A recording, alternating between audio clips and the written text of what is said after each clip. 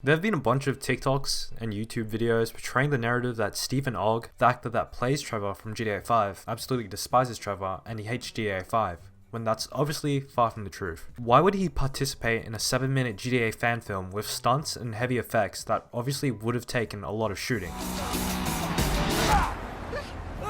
My car now! Get in the car! And why would he participate in GTA 5 Q&As with the GTA 5 cast years ahead of GTA 5's release?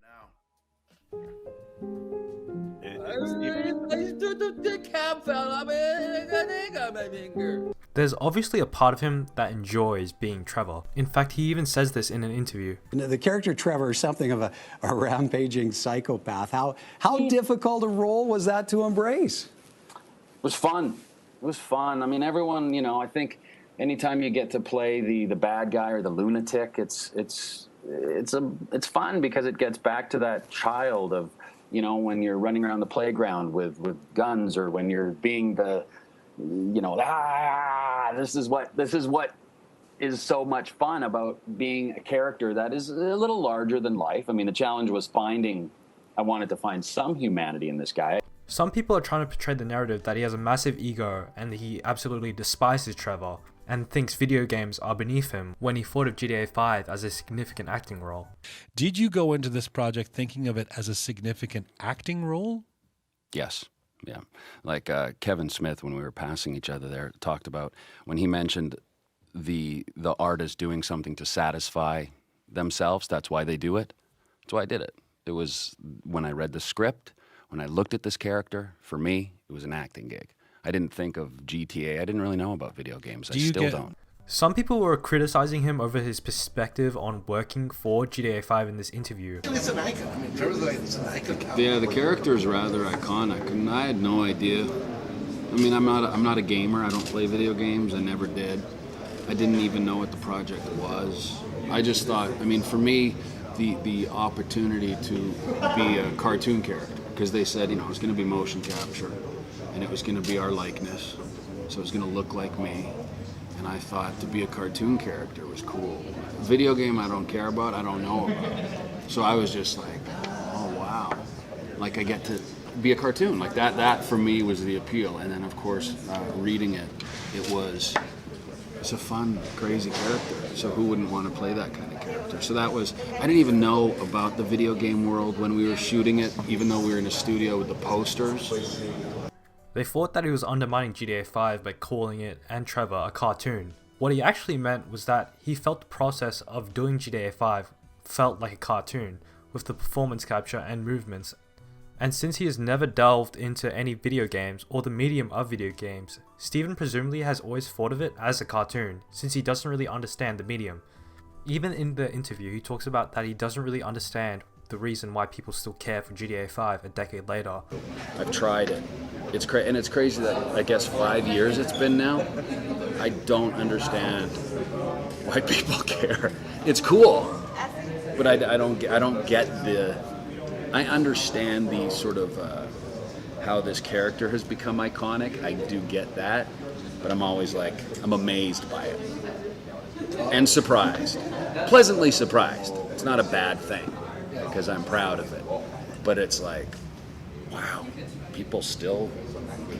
But I get it, and people spend a lot of, unlike TV, movies, I get the amount of time people spend hearing my voice, playing my likeness. It's a different attachment because people spend it now years, months, years playing this, hearing me. So the connection with people is a lot deeper because they feel like they know you, even though they don't. So. And probably didn't realize how big video games actually were and was still surprised people still care for his role as Trevor, whereas Ned Luke and Sean Fontano were really into it, like Steven says. Ned and Solo, who play Franklin and Michael, they of course were like, oh man, because they're gamers. They're like, this is the new Grand Theft Auto. And even at that point I said, I don't even know what that is. I was never into that world. I still haven't really played the game. Hell, Sean's cousin literally was the actor for CJ in San Andreas. Steven simply doesn't have the same respect for video games that Ned or Sean has, and definitely any one of us that love GTA and video games. I think Steven is pretty peachy with the character of Trevor. As a reminder, he was in a GTA inspired short film as Trevor and is still doing Q&As, but... You wanted me to give you this message from Trevor, which, of course, I'm not Trevor. My name is Steven, and I am an actor, and I'm a recovering actor. Yeah, so I get it in a sense, and I don't get it in a big sense too. You know what I'm saying with that?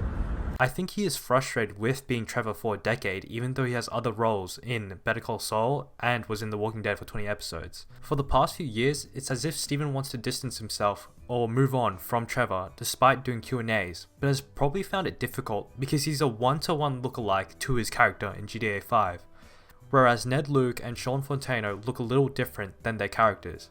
I remember watching The Walking Dead, and the first time I saw Steven Ogg's character, Simon, I could immediately tell it was Trevor's actor because of the appearance.